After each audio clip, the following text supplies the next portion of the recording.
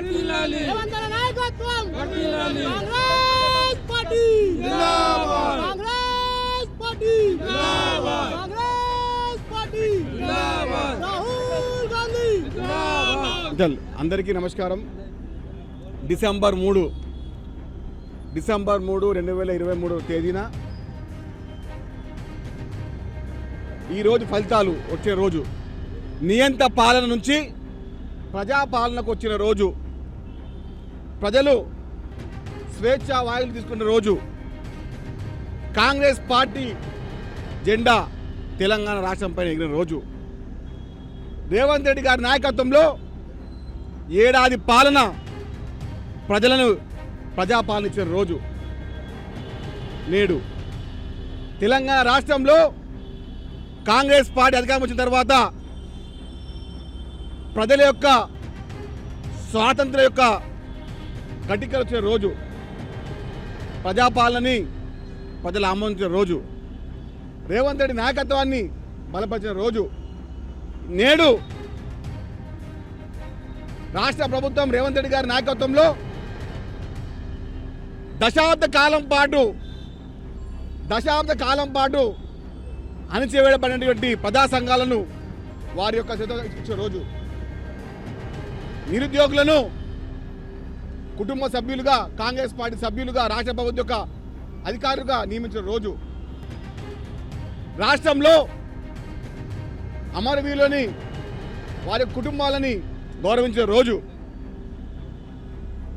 December 3, 2023 ఈ దినాన్ని, ఈ రోజుని తెలంగాణ రాష్ట్ర ప్రజలు మర్చిపోలేరు.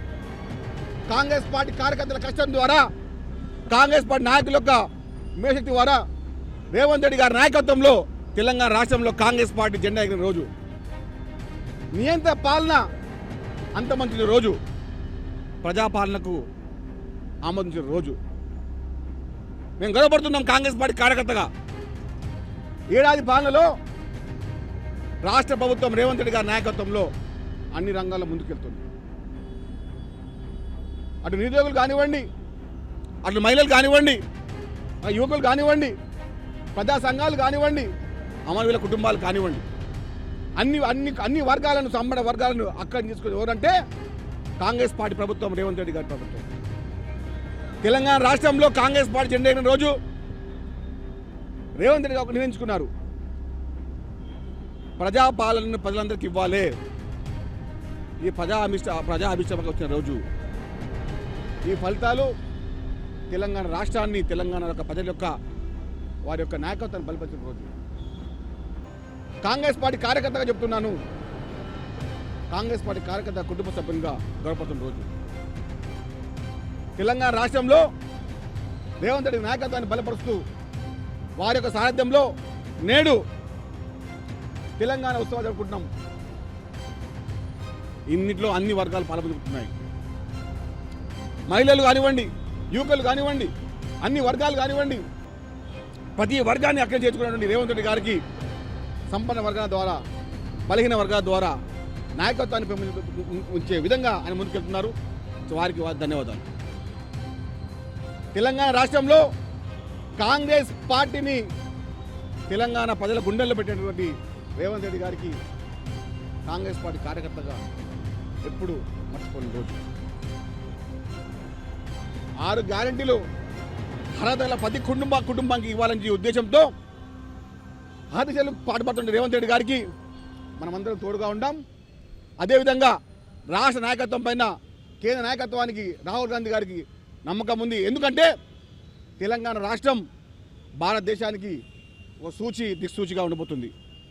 ఎందుకంటే కులగణన ద్వారా తెలంగాణ రాష్ట్రం అన్ని వర్గాలను, అన్ని యొక్క కులాల యొక్క వాళ్ళ మతాలందరినీ హక్కు చేసుకునే విధంగా, వారి యొక్క అభివృద్ధి ఫలాలు వారికి చేరే విధంగా ఆ యొక్క మహాయజ్ఞాన్ని ప్రారంభించినటువంటి రేవంత్ రెడ్డి గారికి మరి కాంగ్రెస్ పార్టీ అధ్యక్షులు అందరికీ కూడా మేము రుణపడి ఉంటాం.